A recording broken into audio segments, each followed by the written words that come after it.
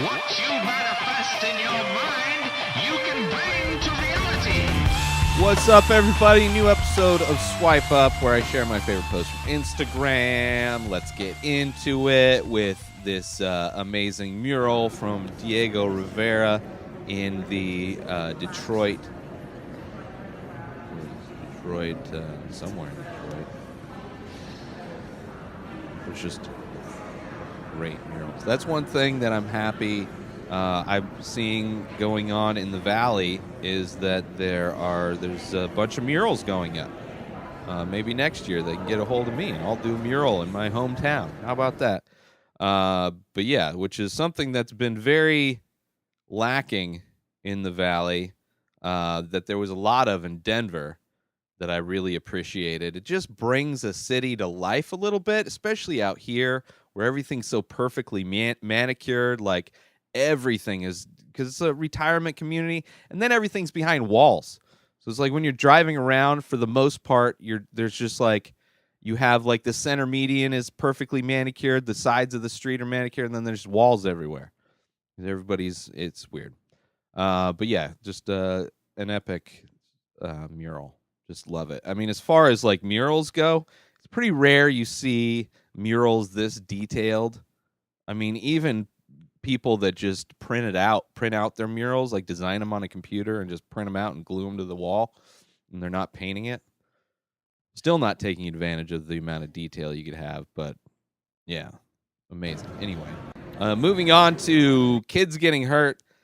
Just a baby hammock. For those listening, I can't imagine listening to this episode. I apologize. I mean, some of these clips have audio, so I guess you get some of that. But a lot of the times I'm looking, it's Instagram, people. So it's a visual kind of a way of sharing. So it doesn't really translate to the audio podcast version of this show. So I apologize. But I'm looking at this. It's an old ad for a Lullaby car hammock for $6.95. I mean, it's a deal. And it's got a little kid in the back of, the type of old ass cars that you would have. It doesn't say the year, but it looks like the 50s, probably. Baby constantly visible, rear view vision not impaired. That's ridiculous. So he's hanging from like the roof of the car, like the ceiling of the car, I guess you would say, in this hammock. That would be something I'm sure that was for luggage, was the initial idea, and then like their kid climbed up in it one day and they drove around. This is like pre-seatbelts, I bet. But yeah, crazy how government regulation would make cars safer. This is ridiculous. But yeah, I love kids getting hurt. This is an amazing idea. Hallway with like the floor's 3D painted. It's like a checkerboard floor, but it's done to do like a what are those called? Illusion. Yeah, but it looks like it's got a big two big divots in it, so it keeps kids from running, because because it fucks with your brain. It looks like you're gonna walk down into this giant pit. It's such a smart idea, using art to like control people for safety reasons. Shit, like Walmart should paint their floors this for Black Friday. For sure, they should. She should. Why is Walmart a woman? That's weird. But yeah, crazy floor. Now this is just amazing. Using Vincent Ball. This is like just simple illustrations mixed with like just everyday things, the shadows of them. I don't know if that makes any sense. Like he'll put down it'll be like a chattering teeth, and it turns into the body of the car and like the people. This is one you got to look at, people, okay? But it's super creative. This is 100% like an art form for Instagram. Like this would not be like entertainment. And some of them are videos, some are. I mean, it's amazing what water can. I love all of these. That's why I shared it. That's why I'm doing this show. But yeah, love. It's just the creativity and simplicity of it is just amazing. It reminds me of that show, Abstract. I wonder if it's the same guy. Show on Netflix, Abstract. It's amazing. And this is just crazy. Jang Gwang, who does amazing wood sculptures, but this is just like aliens on stilts. That's all. It's nothing that This is okay. This next one, the show Titan Games on NBC. I watched it on Hulu. It's like one of those obstacle course shows with The Rock, but it's fun. It's different and it's fun. And yeah, this is like a clip from the show. Super like motivational, I would say. But yeah, let's check it out. Be here at this place, right here in this arena. I never thought I would take my glove off and show people my disability. I'm here for every kid that's afraid of being different, every kid that's afraid of the way they look or the way they are.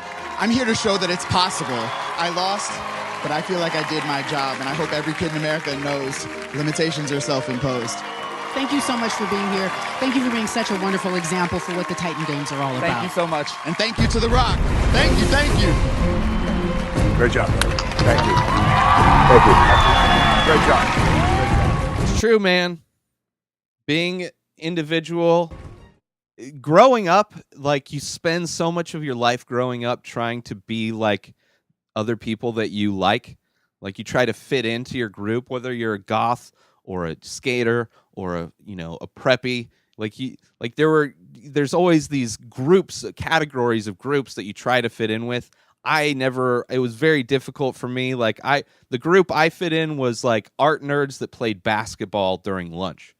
That was like my high school niche group. But we didn't have like a dress code like a lot of other groups. We kind of just could wear whatever we wanted.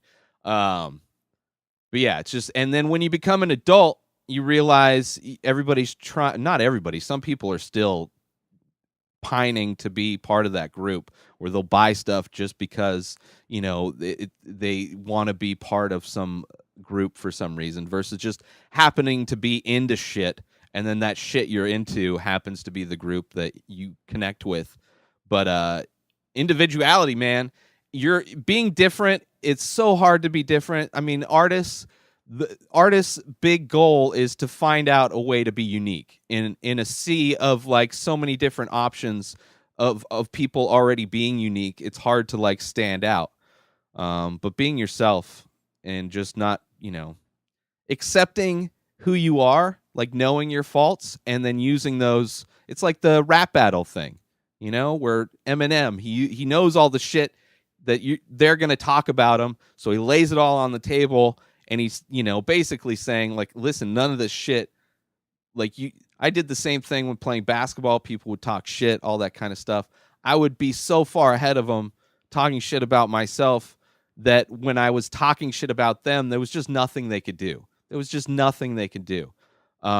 it's an amazing feeling of power that you can have talking shit over somebody. It's just like, it's literally verbal abuse, and it was the best playing basketball. But, now we have to be nice people. We can't be fucking Well, listen, you're going to run into assholes.